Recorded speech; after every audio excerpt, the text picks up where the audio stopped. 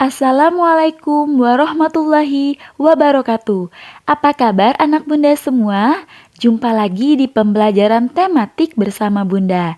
Sebelum memulai pembelajaran hari ini, yuk kita baca basmalah. Bismillahirrohmanirrohim. Fokus pembelajaran hari ini adalah ilmu pengetahuan alam. Anak bunda, hari ini kita akan belajar dua materi.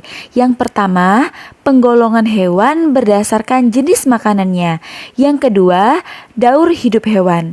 Oke, kita langsung saja ke materi yang pertama. Penggolongan hewan berdasarkan jenis makanannya dibedakan menjadi tiga, yaitu hewan herbivora, hewan karnivora, dan hewan omnivora. Oke, yang pertama adalah herbivora. Herbivora adalah jenis hewan yang memakan makanan yang berasal dari tumbuh-tumbuhan seperti rumput dan daun-daunan, buah-buahan, serta biji-bijian. Contoh hewan herbivora yaitu kambing, gajah, sapi, dan kuda. Berikutnya adalah karnivora. Karnivora adalah jenis hewan yang memakan makanan yang berasal dari daging. Contoh hewan karnivora yaitu buaya, singa, ikan hiu, dan burung elang. Yang terakhir adalah omnivora. Omnivora adalah jenis hewan yang memakan makanan yang berasal dari tumbuhan dan daging, atau biasa disebut dengan hewan pemakan segala. Contoh dari hewan omnivora yaitu ayam, bebek, beruang, dan tikus.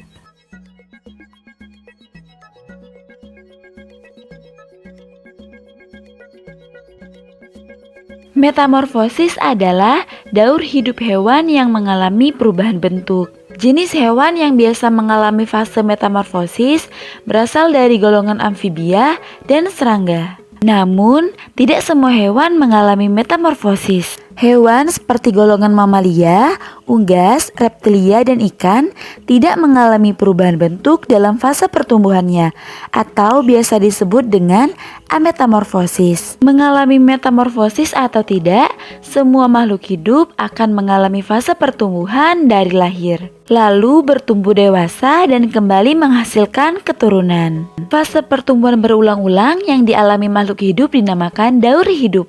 Metamorfosis dibagi menjadi dua, yaitu metamorfosis sempurna dan metamorfosis tidak sempurna. Ciri-ciri metamorfosis sempurna antara lain: 1. Mengalami perubahan bentuk yang sangat berbeda pada setiap fase perkembangannya. 2. Mengalami fase pupa atau kepompong. Sedangkan ciri-ciri dari metamorfosis tidak sempurna yaitu 1. Mengalami perubahan bentuk yang tidak terlalu berbeda pada setiap tahap perkembangannya.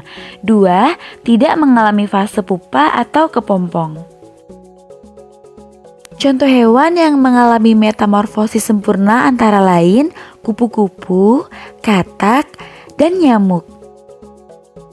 Yuk kita pelajari satu persatu.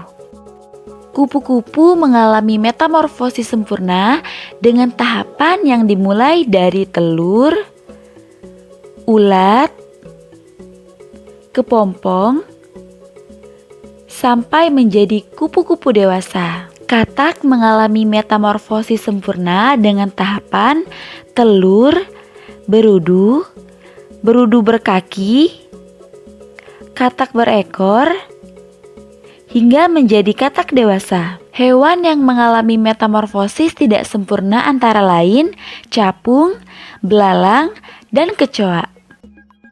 Belalang mengalami metamorfosis tidak sempurna dengan melalui 3 tahapan utama, yaitu telur, nimfa, dan belalang dewasa. Oke anak bunda, demikianlah materi dari bunda hari ini.